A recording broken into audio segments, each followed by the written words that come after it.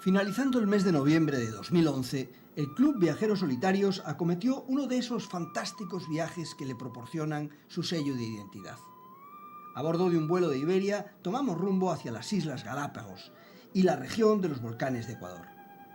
Aterrizamos en Guayaquil, oficialmente Santiago de Guayaquil, que es la ciudad más poblada y más grande de la República del Ecuador. Además, es un importante centro de comercio con gran influencia regional en el ámbito comercial, de finanzas, político, cultural y de entretenimiento. Está localizada en la costa del Pacífico, en la región litoral del Ecuador y a orillas del río Guayas, a unos 20 kilómetros de su desembocadura en el Océano Pacífico. Es la ciudad más habitada del país y cuenta con más de 2.600.000 habitantes.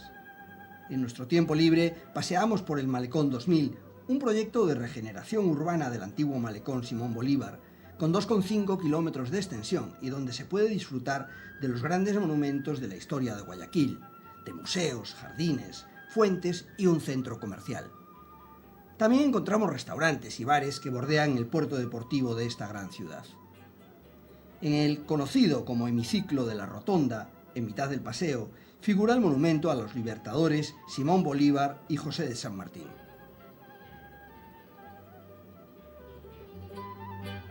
Para terminar nuestro día en Guayaquil, hicimos una visita panorámica en la que cabe destacar el tradicional barrio de Las Peñas, el más antiguo de esta ciudad. Sus conocidos edificios datan de más de un siglo. Se encuentra ubicado sobre el Cerro Santa Ana, albergando casas que pertenecieron a importantes personajes de la historia ecuatoriana. La mañana del segundo día marcó el comienzo de la tan esperada aventura.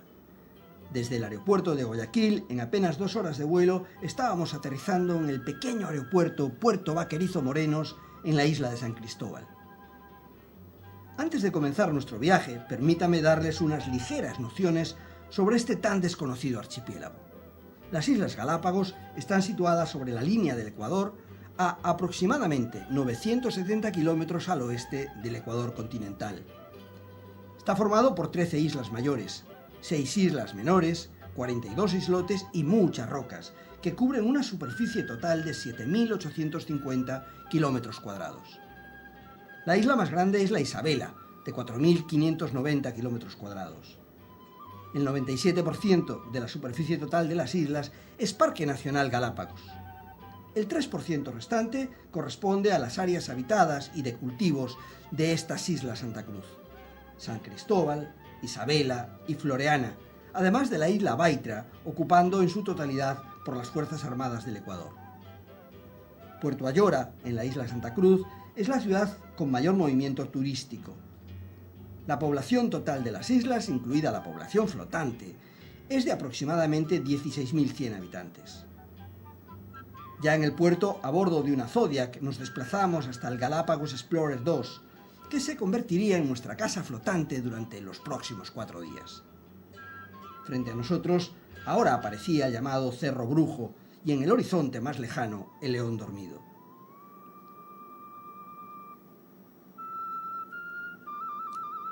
El primer contacto con la vida natural en la isla San Cristóbal lo tuvimos sobre blancas y vírgenes arenas de sus playas.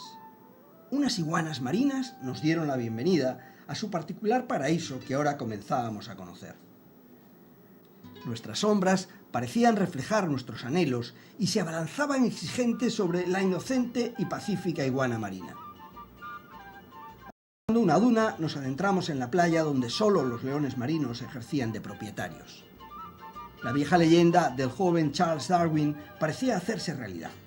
Se dice que en su primer viaje a Galápagos, a los 22 años, cuando comenzó a estudiar estas islas, dijo encontrarse como un extraterrestre que aterrizase en Nueva York.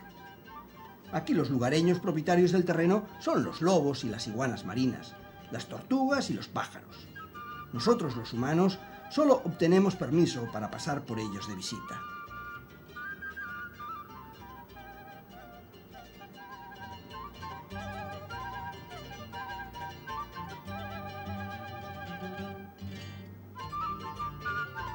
San Cristóbal es la isla más oriental del archipiélago de las Islas Galápagos y en sus playas abundan las grandes manadas de lobos marinos.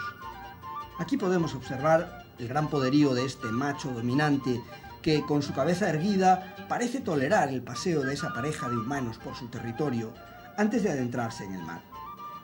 Sobre la parte alta de la arena de la playa, una de sus hembras se relaja plácidamente con la suavidad del sol próximo al ocaso, mientras su jovencísimo bebé juguetea como cualquier niño sobre la arena.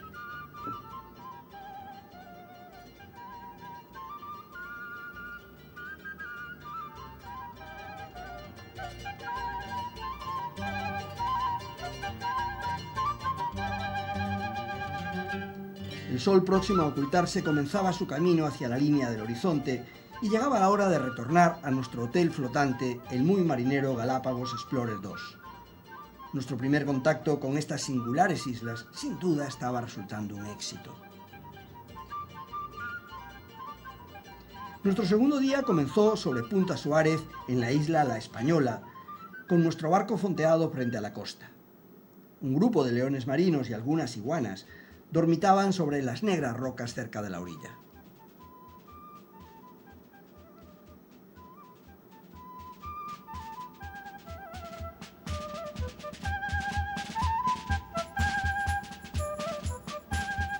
Sobre la arena de la playa, frente a unas rocas, este nutrido grupo de iguanas marinas descansaba bajo el suave sol de la mañana. En este punto comenzó nuestro paseo, que pretendía atravesar lateralmente toda la isla española. El guía naturista que nos acompañaba nos advirtió que caminásemos separados de los matorrales, pues en esta época del año, frecuentemente, los nidos de las iguanas marinas establecidos al borde del camino, bajo los matorrales, contendrían huevos y, aun sin quererlo, podríamos destrozarlos. En poco tiempo llegamos a una auténtica guardería infantil marina de lobos marinos. Bajo la atenta mirada de algunos adultos, los cachorritos de menos de 6 meses permanecen todo el día practicando actividad dentro del agua del mar, lo que les permitirá, transcurridos esos 6 meses, ser autosuficientes a lo largo y ancho del mar océano.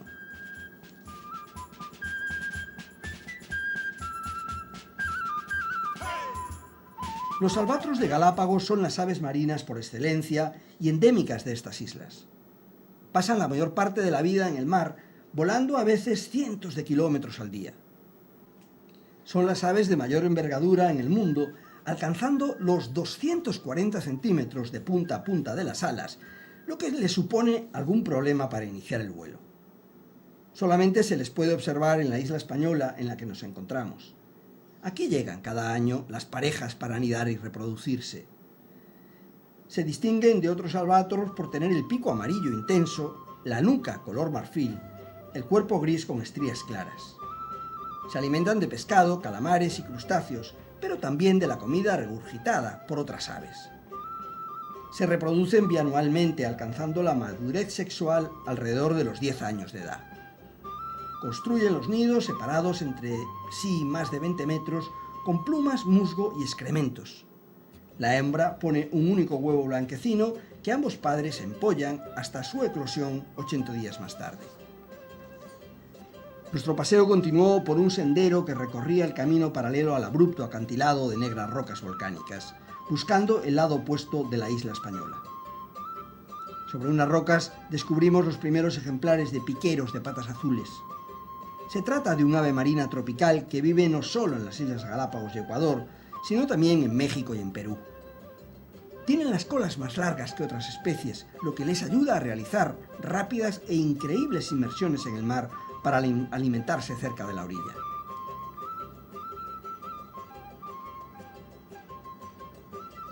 Esta solícita mamá piquera alimentaba a su polluelo regurgitando su propia comida. Fondeado cerca de la costa, el Explorer 2 aguardaba nuestro regreso, mientras el grupo del Club Viajeros Solitarios, de la compañía de estos piqueros de patas azules en su propio territorio, parecen no temer a nada.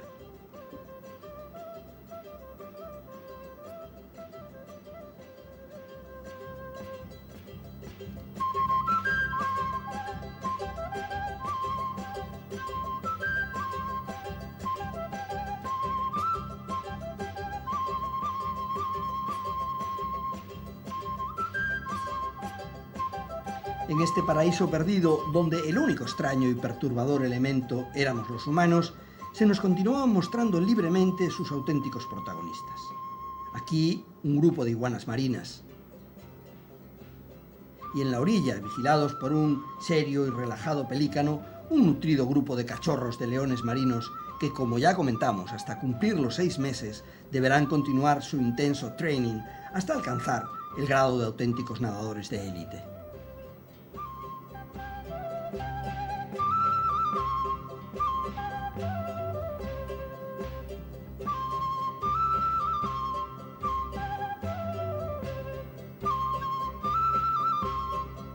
Poco a poco, este día excepcional se fue consumiendo y llegó la hora de regresar al barco.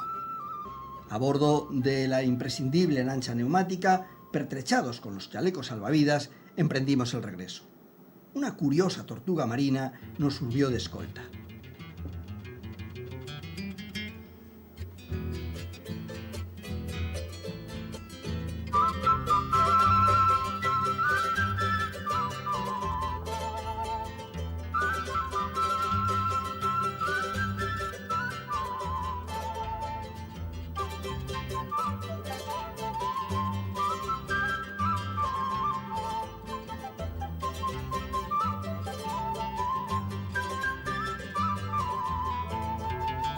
Tras almorzar en nuestro barco, decidimos pasar la tarde en las playas de Bahía Gardner. Se trata de una playa de arenas de coral blanco, situada en la isla española en su parte oriental. Esta fantástica y virgen playa es el escenario natural en el que habita una gran cantidad de lobos marinos y varias especies de pinzones de Galápagos. Resultó un lugar ideal para hacer snorkel y varios de nosotros aprovechamos la oportunidad. La Bahía Gardner es además lugar de anidación de tortugas marinas verdes.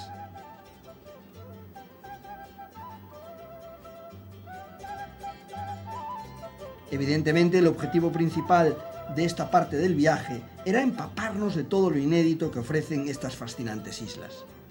Al poco de salir el sol, el grupo entero se hallaba montado en la Zodiac para regresar nuevamente a tierra y seguir recorriendo el paraíso perdido.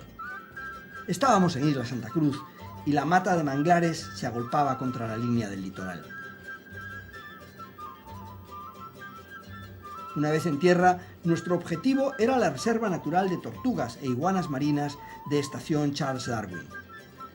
Es en este lugar donde se prepara a estos increíbles seres para su reintroducción en el hábitat natural. Nuestro guía nos dio las primeras informaciones.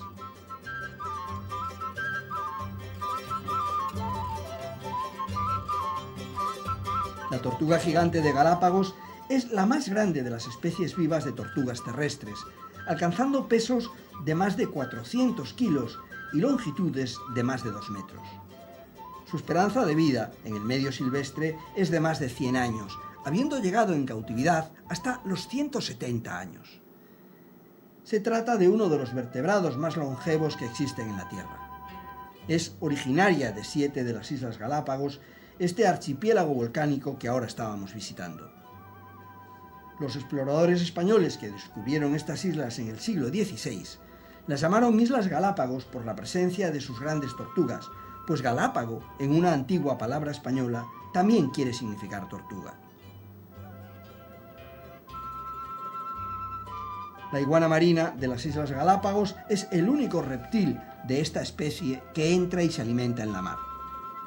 Se trata de una variedad endémica de estas islas que vive en las costas rocosas de Galápagos, alimentándose de algas marinas y que puede permanecer dentro del mar hasta 45 minutos. Probablemente ustedes hayan oído hablar de este ejemplar que ahora visitamos, el solitario George.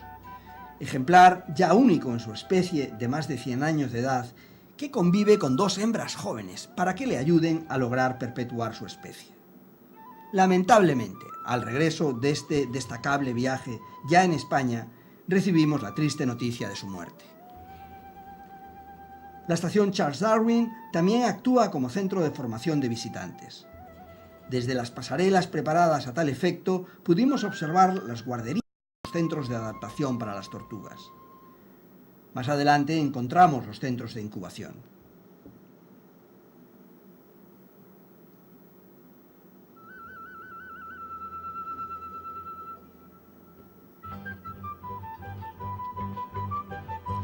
punto final a visitar en el día de hoy sería Puerto Ayora, en muchas ocasiones referida como Santa Cruz, en honor al nombre de la isla, que es la capital.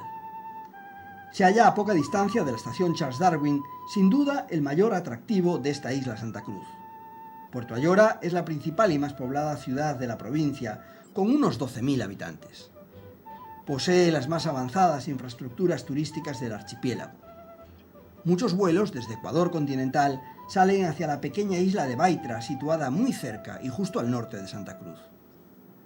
Puerto Ayora tiene una ubicación privilegiada, a través de la orilla de la bahía, y durante la mayor parte del año recibe una brisa fresca que da a la ciudad un clima muy agradable. Su puerto, dentro de la limitación de servicios de estas islas, destaca sobre el resto de los centros habitados por su diversidad de oferta y el espíritu que refleja la mayoría de sus visitantes, auténticos enamorados de la naturaleza. Terminada la visita a Isla Santa Cruz, desde Puerto Ayora y a bordo de nuestra Zodiac, regresamos al Explorer 2.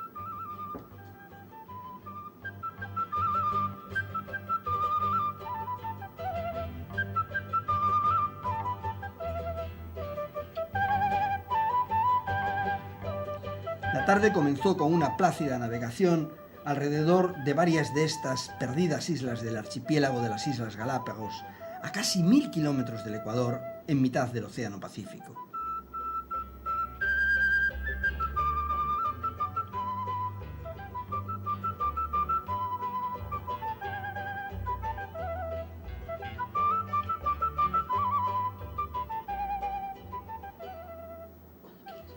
Nuestra navegación finalizó una vez alcanzada la costa de la isla Rábida, al sur de Isla Santiago, donde grandes matas de palo santo se dejan ver desde alta mar como formando una muralla natural.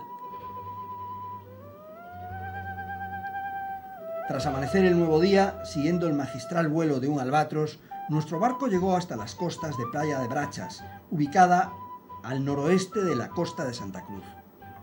Su nombre viene del barge, que en inglés significa barcaza. Esta es la playa más importante para la anidación de las tortugas marinas, flamencos y aves migratorias como patitos y teros reales. Hoy, en el calmado ambiente de la mañana temprana, nos recibía una solitaria iguana marina que, carente de depredadores naturales, tranquilamente se exhibió ante nosotros. A nosotros sus aguas cristalinas nos invitaban a nadar.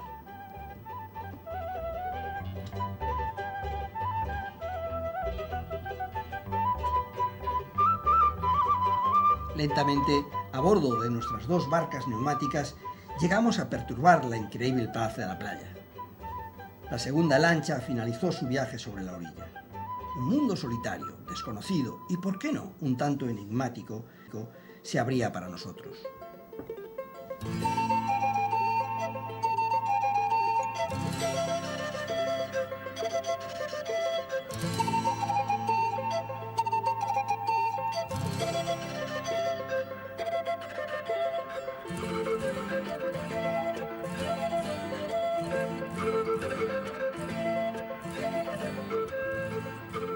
Mientras algunos de nuestros amigos se pertrecharon para hacer snorkel, otros simplemente desde la orilla aprovechamos la tremenda claridad y transparencia del agua para observar la vida submarina desde la superficie. Allí estaban estas pequeñas rayas que parecían ignorarnos.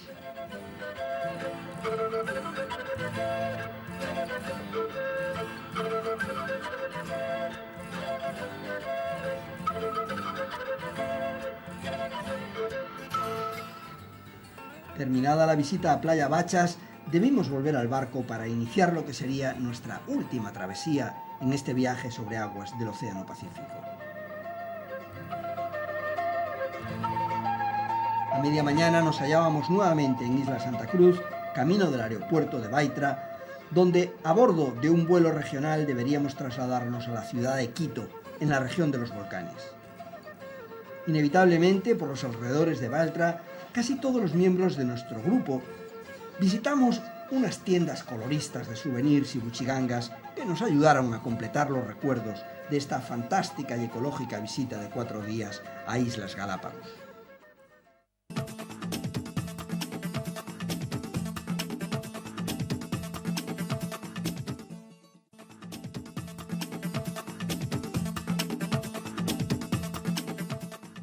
Tras algo más de 2 horas de vuelo, habíamos llegado a Quito, capital de la República del Ecuador, ubicada en el centro del país y al pie de la cordillera de volcanes de los Andes orientales. Las cuestas definen claramente su paisaje urbano de vieja capital de la colonia hispana.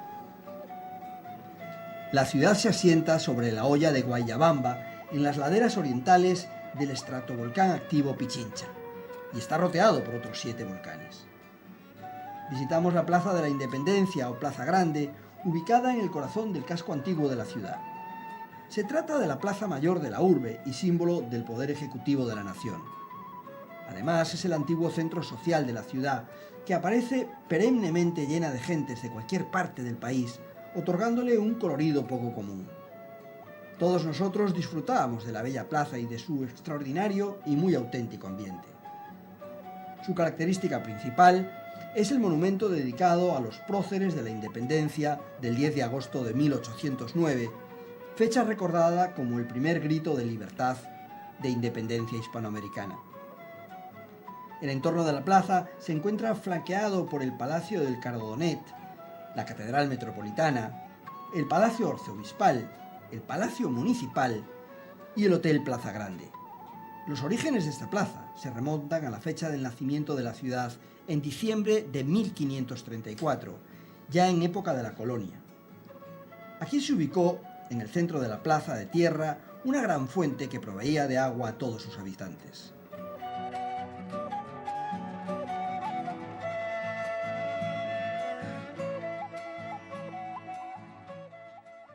La iglesia de la Compañía de Jesús, también conocida como la Compañía, es una iglesia católica de precioso estilo barroco, situado en la popular calle García Moreno en el centro histórico de la ciudad. Es una de las obras más significativas del estilo barroco en la arquitectura sudamericana. Además fue sede de la orden jesuita en este país y en el pasado también albergó un colegio. Su construcción se inició bajo la dirección de la Compañía de Jesús en el año 1604. El Museo de la Ciudad ocupa el edificio civil más antiguo de Quito, que desde 1567 hasta 1974 atendió sin pausa como casa de salud y espacio de acogida. Este antiguo hospital de San Juan de Dios fue restaurado y en 1998 se rehabilitó para su nuevo uso como museo. Hoy día es el Museo de la Ciudad, que ofrece experiencias educativas que dan a luz y alimentan un pensamiento sensibilizado y consciente. La elevación que vemos ahora fue rebautizada como el Panecillo, por su parecido con un pequeño pan. El montículo recibió su nombre de los conquistadores españoles, aunque su nombre auténtico es Sungagoloma, que en quichua significa loma del corazón. En la época preincaica, aquí se erigió un templo dedicado al culto del dios Sol llamado Yavirac. El complejo y plaza de San Francisco es una de las maravillas quiteñas, además de la más importante monumento arquitectónico de la ciudad. El conjunto está conformado por un templo y un convento y varias capillas que abarcan casi 2 manzanas completas. Esta obra se yergue sobre una amplia explanada de piedra y su grandeza se la denominó como el Escorial de los Andes. Actualmente en esta plaza tiene lugar la mayoría de las actividades lúdicas de la ciudad. Tras 2 días en Quito, hoy iniciábamos el camino hacia la región de los volcanes de los Andes, que como podíamos apreciar desde la ciudad se encuentran a muy poca distancia. En el camino de salida pasamos por el Cerro del Panecillo, del que habíamos hablado hace un par de días, cuando lo vimos desde el Museo del Templo. A su llegada a Quito a principios del siglo XVI, los españoles no encontraron más que cenizas de lo que había sido la segunda capital del Tuantinsuyo. Sin embargo, también notaron que la colina conocida como Sungoloma era un lugar estratégico en el valle de Pichincha, por lo que asentaron la ciudad españolizada de Quito junto a esta colonia. Actualmente esta ciudad de cerca de 1.400.000 personas se desarrolla a sus pies y estas son las magníficas vistas que desde aquí se disfrutan. Al tercer día de llegar al continente desde la ciudad de Quito, emprendimos camino por carretera hacia la cordillera oriental de los Andes, a cuyos pies se construyó y destaca la capital del país. Pronto el paisaje cambia definitivamente y volvemos a tener la viva sensación de adentrarnos en el terreno salvaje y abrupto de los altísimos Andes. Nuestra parada gastrotécnica fue a los pies del volcán Antisana, con una altura de 4.065 metros sobre el nivel del mar. En su entorno se desarrolla la Reserva Ecológica de Antisana y el Parque Nacional de Cayembre-Coca, con la mayor diversidad de flora y fauna del Ecuador. De su parte alta nacen grandes sistemas hidrológicos como el del río Napo-Marañón-Amazonas, cuyas aguas desembocan en el Océano Atlántico, y aquellas del Mira, Esmeraldas, que lo hacen en el Océano Pacífico. La superficie de la reserva forma parte del Cinturón de Fuego del Pacífico, por considerarla como una zona de altos riesgos naturales, como erupciones volcánicas, en el caso del volcán activo, el Reventador. En poco más de 2 horas de camino llegamos a las termas de Papactaya, a tan solo 67 kilómetros de la capital, en el pueblecito del mismo nombre. Están situadas a 3.220 metros sobre el nivel del mar, y el pueblo es conocido como la entrada a la Amazonía ecuatoriana. Este estupendo resort se encuentra ubicado entre los volcanes Cayembe y Antisana, que le proveen de aguas hidrotermales que surgen de profundas capas geológicas a través de fisuras hasta llegar a la superficie que, como todo su potencial, súper saludable. El entorno y el paisaje nos invitaron a realizar un fantástico paseo por una vereda de montañas, durante el que descubrimos grandes llamas de los Andes y disfrutamos del perfil difuminado por las nieblas de las enormes montañas. El camino continuó entre briosos riachuelos plagados de pequeñas cascadas.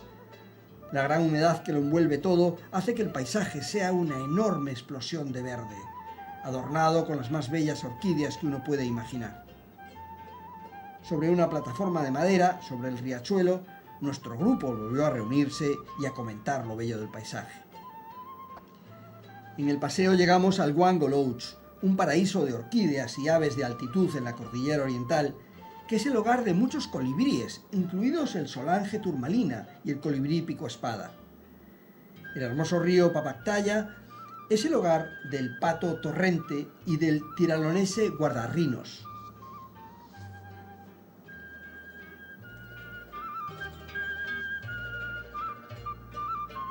Tras Papactaya, nuestro viaje continuó sobre valles de ensueño y recorriendo la Reserva Ecológica de Antisana, entre la exuberancia y el verdor de los bosques nublados de los Andes orientales. Recorríamos una de las carreteras de montaña más altas de las Américas, el troncal amazónico, que nos llevaría hasta nuestra siguiente escala, la Cotoconcha Amazon Lodge. En el bar de Doña Panchita, en el poblado de Tena, realizamos la obligatoria parada gastrotécnica. En este lugar, sobre unas brasas, se asaban estos deliciosos gusanos, con pinta poco transgresora, que solo los más osados se atrevieron a probar.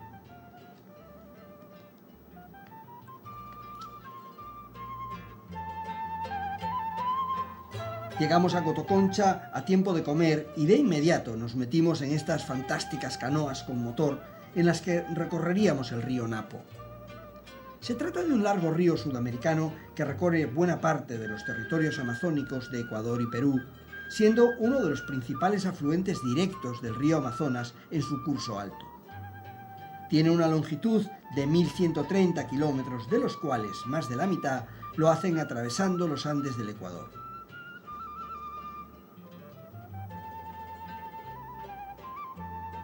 Tras algo más de 15 minutos de rápida navegación río arriba, comenzamos una larga caminata que nos metió de golpe en la exuberante región amazónica ecuatorial. Las piedras de gran tamaño en el cauce del río hacen que sus aguas formen saltos, cascadas y vados de gran belleza. En su trayectoria, el río se encajona formando un tobogán y sus aguas son cristalinas cuando no llueve como sucedía hoy. Pronto encontramos algunas de las conocidas como cascadas del Tena. La primera cuenta con una altura de 3 metros. Poco más adelante nos sorprende una gran cascada formada por una caída de agua de más de 10 metros de caída. En este punto, la parte más participativa de nuestro grupo llegó hasta la orilla de la laguna y comenzó las actividades. Primero nuestro amigo Chicho, que cual Tarzán se subió a lo alto de la cascada, y finalizando la intrépica Gigi, que se bañó vestida. Creo que todos disfrutamos de lo lindo.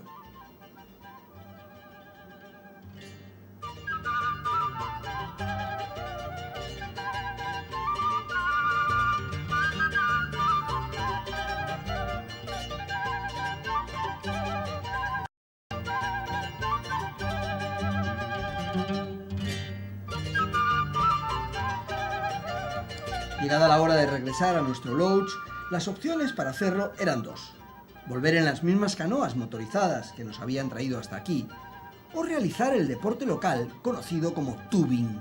Me explico. Dado que ahora el viaje sería a favor de la corriente del Napo, el tubing consiste en montarse sobre grandes neumáticos de goma y dejar que sea la corriente la que nos transporte hacia la Cotoconcha Amazon Lodge. Desde nuestra lancha pudimos verles empaparse en las zonas de rápidos o desesperarse en las zonas de encalmada.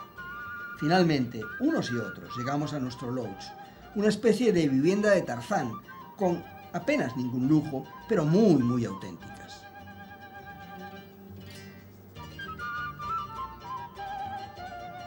Nuestro segundo día en la Amazonía ecuatorial, en Cotoconcha, tras el desayuno, nos preparamos para la excursión de día completo hasta el Masaguajiri.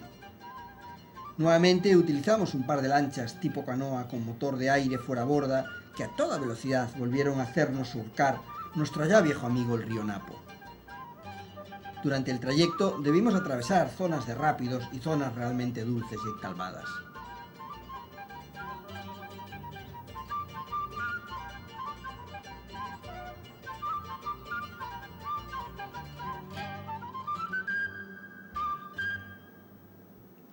En escasos 40 minutos llegamos al embarcadero de Misaguallí, donde tras una breve parada para gestionar los permisos que nos facilitarían el acceso a esta tan amenazada selva tropical, continuamos nuestro camino.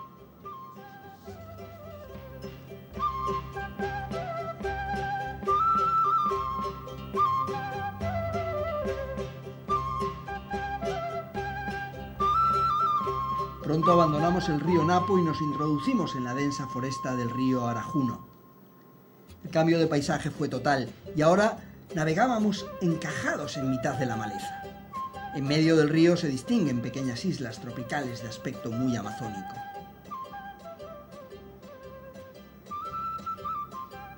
Sobre nuestras cabezas, desde los árboles, éramos observados por un grupo de monos lanudos, auténticos habitantes de la zona. Evidentemente reciben este nombre por la cantidad de pelo más claro que pueblan sus cuellos.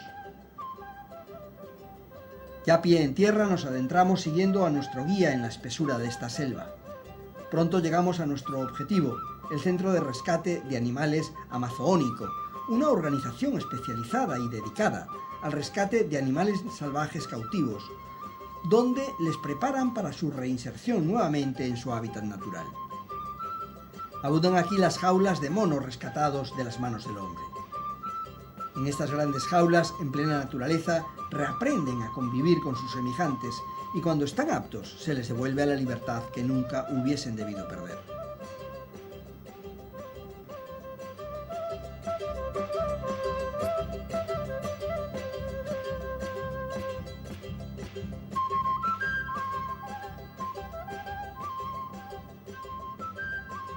En esta otra jaula descubrimos a uno de los animales más interesantes del centro, Félix, un jaguarundi, que es un felino que fue encontrado en un hotel en Loja.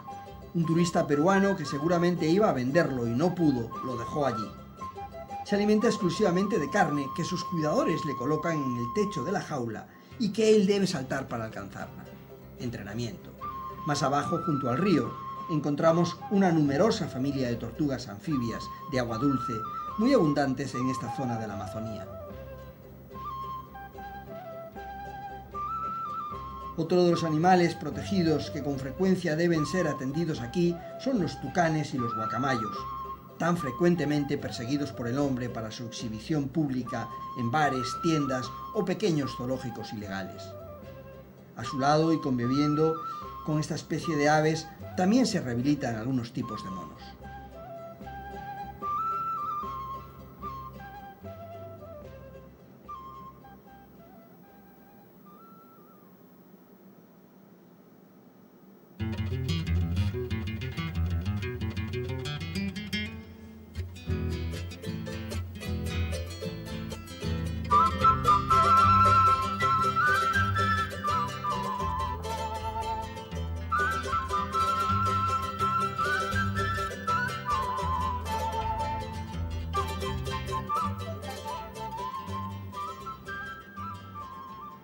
El carpincho o capibara es una especie de roedor de la familia de los cávidos.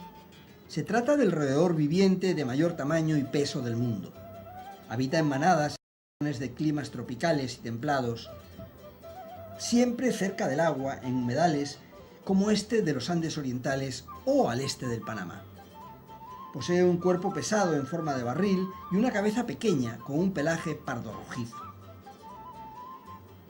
Este centro de rescate de animales amazónico actualmente está formado por 13 voluntarios de distintos países como Canadá, Estados Unidos, Suiza, Alemania, Escocia, Chile y España, y su labor resulta extraordinariamente importante para el mantenimiento ecológico de esta selva. Al finalizar nuestra visita a este hermoso santuario animal, disfrutamos de un delicioso picnic sentados a las orillas del río Arajuno, y aún quedó tiempo para darse un chapuzón en las frías aguas del río.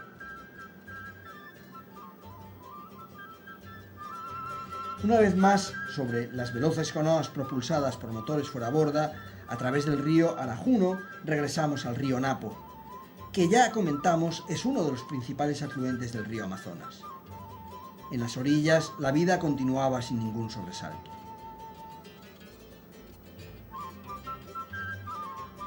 A medio camino de regreso a Cotococha hicimos una parada para conocer la vida cotidiana de una tribu quichua. Uno de sus jóvenes nos mostró cómo siguen buscando oro en las orillas del río y, como podemos ver, lo siguen encontrando. Otra de las habilidades más destacables de esta tribu es la elaboración de la chicha, bebida alcohólica típica de la región, que se obtiene a través del prensado de la yuca. En pocos minutos pudimos probarla y parece que a algunos no les desagradó. En el nuevo día, nuestro viaje recorriendo la región de los volcanes, situada sobre los Andes orientales del Ecuador, continuó buscando ahora la ruta hacia Baños. Estábamos recorriendo los bellos paisajes del Sangay y del Parque Nacional Yanganates.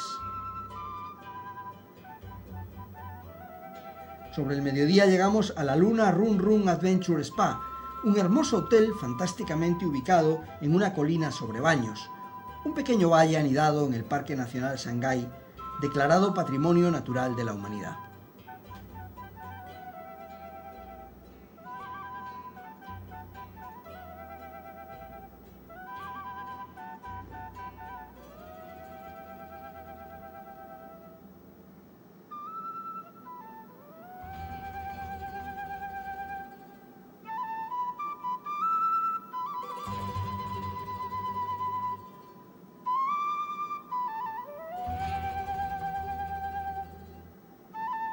Desde el hotel disfrutábamos de esta vista panorámica de todo el Valle de Baños, el volcán Tungurahua de 5.016 metros aún activo y el Parque Nacional Yanganates, con sus mágicas montañas rodeadas de leyenda, donde se encuentra escondido el tesoro del emperador inca Atahualpa. Durante la tarde pudimos disfrutar relajadamente de las magníficas instalaciones de este hotel de montaña y tomar masajes y otros tratamientos en su spa, así como disfrutar de su piscina y su jacuzzi. A la mañana siguiente, abandonamos Baños rumbo a un nuevo día lleno de diversidad a lo largo de la Avenida de los Volcanes, en la que ya habíamos penetrado plenamente a través de este nuboso y muy verde valle andino.